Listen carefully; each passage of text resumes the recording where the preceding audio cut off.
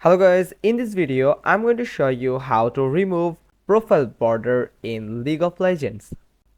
First, you have to click on your profile icon here, then hover over to your profile image and here you will see a pen option. Click on it and here you can see some customization options, and the second you will find borders.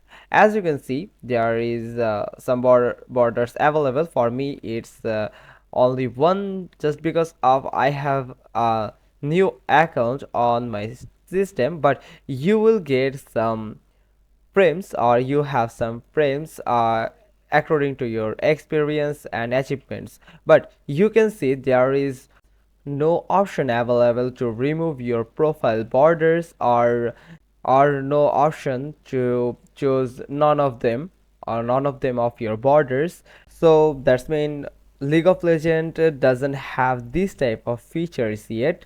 In future, hope we will get a feature to remove our profile border. If one wants to remove their profile border, then they can easily remove their border by choosing the none option available in the border section. But you can see in the title section you can choose no title, or you can choose one of your title that available in your profile.